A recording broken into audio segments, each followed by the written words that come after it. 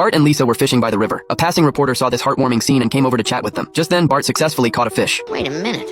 1, 2, 3. The reporter looked toward the nearby nuclear power plant and immediately reported on this incident. Public opinion intensified, and soon it caught the government's attention. Burns had no choice but to accept an investigation by the government inspection team. Okay, man. Got your counters on. Radiation levels were already over the limit before they even entered the plant. Cracks in the cooling towers were sealed with chewing gum. Plutonium rods were carelessly placed on file folders. Dripping corrosive liquid could be seen everywhere. The only safety inspector was even sleeping on the job. Burns refused to give up and kept making excuses. He invited the head of the inspection team to his office alone. He had prepared a table full of cash and skillfully left the inspector alone in the office. However, when he re-entered the office, the cash was still there, untouched. Furious, he started stuffing the cash into the inspector's pockets. Mr. Burns, I'm gonna overlook this felony. However, I will not overlook the 342 violations I have observed at your plant today. The inspector ordered Burns to make the required improvements to the plant, or they would forcibly shut it down. Burns was at his wit's end and had to ask Smithers to calculate the necessary expenses. Approximately $56 million, sir. $56 million! Sir. Burns couldn't afford and wasn't willing to spend so much money on what he considered unnecessary costs. Disheartened, he could only drink alone in his office. It wasn't until late at night that he staggered out.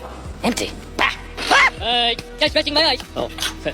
Holy moly, I'm dirty. Homer first called home. He had been so busy that he hadn't had a chance to contact them. After reassuring his worried family, he walked out of the plant but heard sobbing nearby. He was surprised anyone else was still there this late. Following the sound, he discovered Burns crying in his car. Burns was pleased to learn that Homer had worked overtime until now, but the plant was about to be shut down. No matter how diligent his employees were, it wouldn't change anything. He blamed the damned government. Why did they have to target his nuclear plant? To comfort Burns and save his job. Homer came up with a good idea. Burns was so rich he could run for governor. If he became governor, the government would no longer target him, and he would have the final say on plant matters. Where are we going, sir? To create a new and better world. If it's on your way, could you drop me off at my house? Burns was universally recognized as the most despicable man in the state, while the other candidate, Bailey, was the incumbent governor with the highest approval rating in state history. So his chances of winning were extremely slim, but he had money, tons of money. He hired the most professional campaign team to handle his speeches online, public relations and image management. He also hired tabloid reporters and rumor specialists to smear Bailey. There's a burning issue that we need to address and neutralize immediately.